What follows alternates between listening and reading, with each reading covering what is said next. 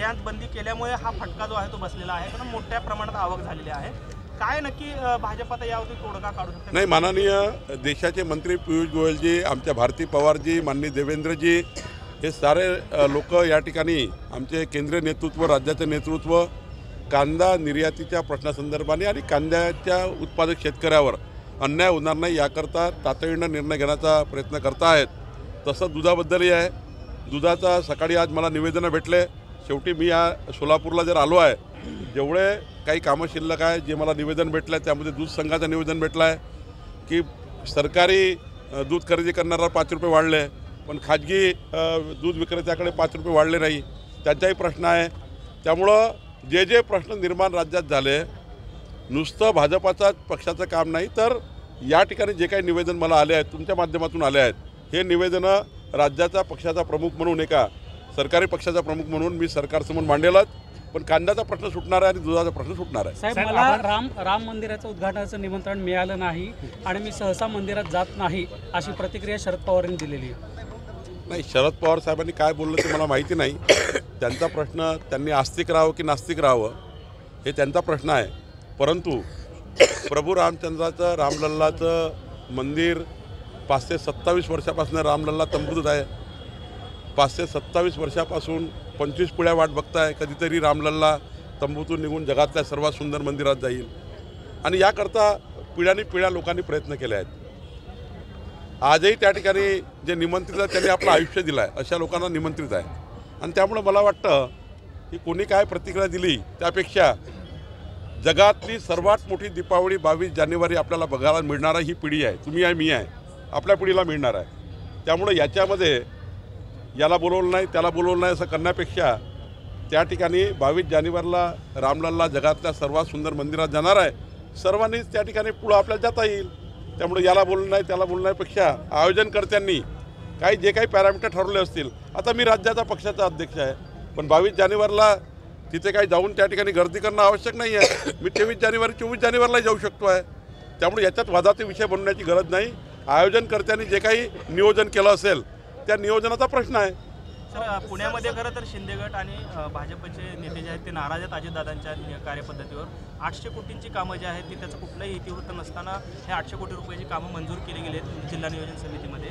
काय नक्की म्हणजे भाजप देखील आता नाराज कुठं तर दिसतंय अजितदादांवरती? नाही, मला वाटतं काय तिथे नेमकं झालं याचं मला माहिती नाही. तुमच्या सांगण्याप्रमाणे शेवटी सर्वांचा सारखा वाटा आहे. म्हणजे युतीमध्ये, महायुतीमध्ये सर्वांना सारखं त्या ठिकाणी फंडिंग झालं पाहिजे, सर्वांना सरकारमधल्या योजना त्या ठिकाणी पोहोचल्या पाहिजे, याची काळजी सर्वांनीच घेतली पाहिजे. पण शेवटी यांनी घेतले का त्यांनी घेतले का, शेवटी पुण्याचा विकास होणार आहे ना.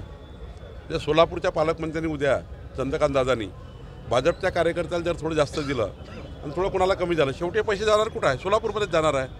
त्यामुळं शेवटी विकास यांनी केला की त्यांनी केला सारखाच होणार आहे. शेवटी पैसे खर्च होणार आहे याचं महत्त्व आहे. साहेब, सोलापूरनी नेहमीच आम्हाला पाठबळ दिला आहे.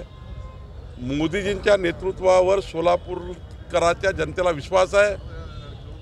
जगातला सर्वोत्तम भारत निर्माण करण्याचा संकल्प मोदीजींनी केला आहे. तुमच्या समोरच बघा ना, अजितदादा जेव्हा शरद पवार साहेबांना राष्ट्रवादीतून बाहेर आले, राष्ट्रवादी पक्ष या ठिकाणी आमच्याकडे आला, तेव्हा अजितदादा काय म्हटले की जगातला सर्वोत्तम भारत निर्माण करण्याची क्षमता मोदीजीमध्ये आहे आणि म्हणून आम्ही सर्व मोदीजींच्या नेतृत्वामध्ये या सरकारमध्ये आणि आमच्या पक्षाकडे समर्थन देण्याकरता आले आहेत. खरं तर हीच भावना सोलापूरमध्ये आहे, हीच भावना हातकलंगण्यामध्ये आहे, हीच भावना नागपूरमध्ये आहे. आणि त्यामुळं प्रत्येक सीट आम्ही 51% मतं घेऊन जिंकू, ती सोलापूर असो की सातारा असो. करता मात्र मंत्रिपद आमच्या सोलापूरला मिळत नाही. आजूबाजूला असले कुठले आमदार पुढच्या मंत्रिमंडळात दिसतील का? तुमचा निरोप मी आज रात्री एकनाथ शिंदे साहेबांना कळवतो. तुमचा निरोप मी माननीय एकनाथ शिंदे साहेबांना देतो. नाही सर, आम्ही 2 खासदार तुम्हाला देतोय, जिल्ह्यात 6-7 आमदार आम्ही तुम्हाला मतदान तर किती आहे बघा, आणि तुम्ही सोलापूरला वंचित कसं ठेवता, तुम्ही काय कळवत? तुमचा निरोप आज देतो पुन्हा. पण हे देवेंद्रजींकडे जाणं अपेक्षित आहे. मी एकनाथजी, देवेंद्रजी, अजितदादा तिघांना निरोप कळवतो. सर, नवाब मलिक म्हणतायत की बाबा आम्ही सत्तेत असून देखील आम्हाला वाटा मिळत नाही आणि तशी तक्रार त्यांच्या वरिष्ठांकडे देत आहे. काय सल्ला द्याल? ते जाऊन भेट देखील घेतली अजितदादांची त्यांनी, पण देवेंद्रजींनी पत्र लिहिलेलं आहे की ते आमच्या सोबत असतील तर आम्ही त्यांना मान्य. असं आहे, विरोधी पक्षाच्या प्रत्येक आमदाराचं, सरकारी पक्षाच्या प्रत्येक आमदाराचं आपापल्या नेत्याला भेटणं काम आहे.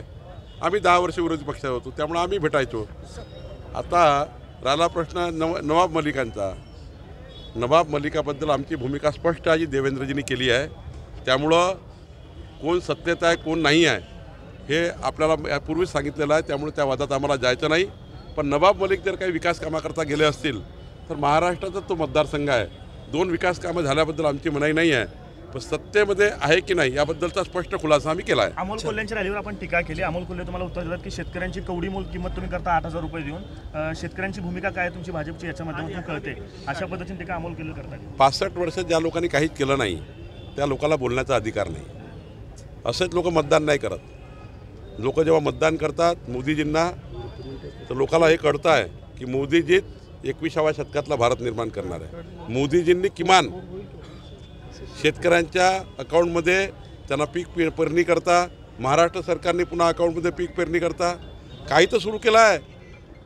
जे शेतकऱ्यांना वाटतं आहे की आमच्या शेतात पैसे येतात आहे, आमच्या अकाउंटमध्ये पैसे येत आहे, त्यामुळे ज्यांनी काहीच नाही केलं त्यांना बोलायचा अधिकार नाही आहे. त्यांची यात्रा विरोधी पक्ष आहे, त्यांच्या यात्रा करण्याचा त्यांना अधिकार आहे.